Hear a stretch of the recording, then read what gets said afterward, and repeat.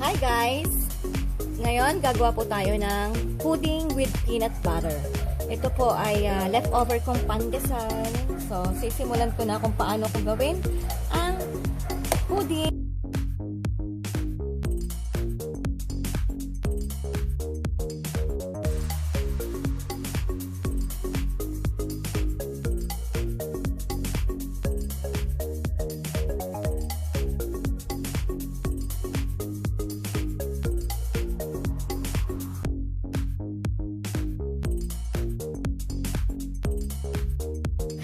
Ito na guys, after this, maglalagay tayo ng evaporadang gatas.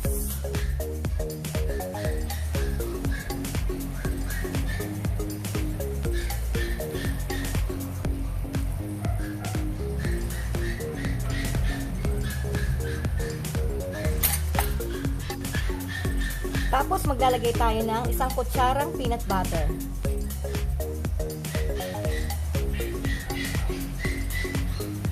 Dagdagan na rin natin ito guys.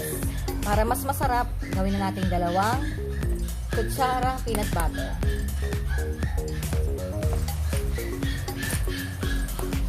Yan, i-mix lang natin ito.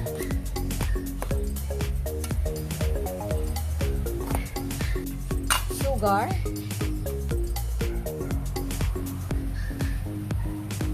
Dalawang kutsarang sugar.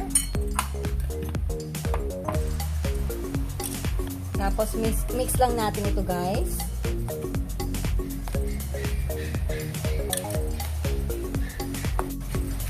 Kung nakikita nyo, nag-melt na yung ating pandesal.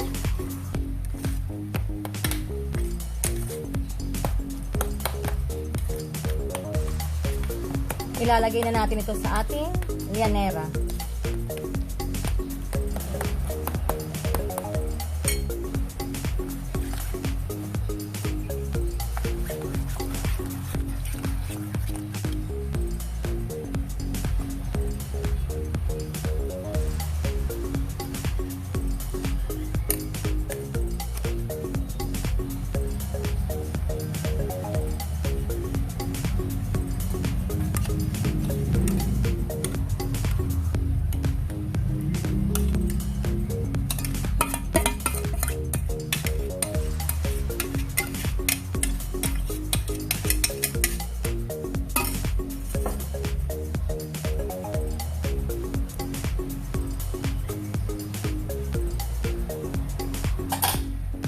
Tapos guys, maglalagay tayo ng cheese sa ibabaw.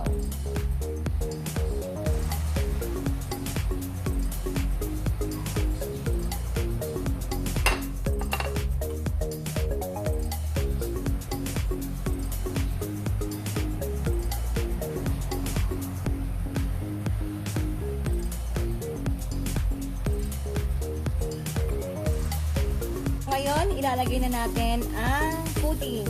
Nalulutuin natin. Pero, kailangan bago natin ilagay, kumukulo na yung tubig sa ating steamer. Naubusan na naman ako ng aluminum foil guys, kaya plastic na naman ang aking gamit. Maghintay lang tayo ng 10 to 15 minutes at ito ay luto na.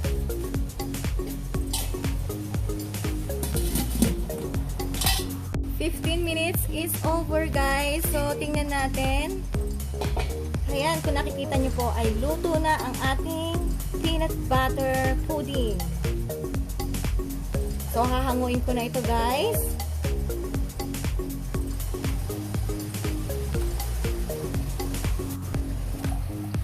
So, ayan na po guys ang aking peanut butter pudding. Kita-kita nyo, napakasarap. Nag-melt na yung cheese. Guys, oh. Sana po nagustuhan ninyo kung paano ako magawa ng peanut butter pudding. Hanggang sa susunod po muli ng aking cooking show.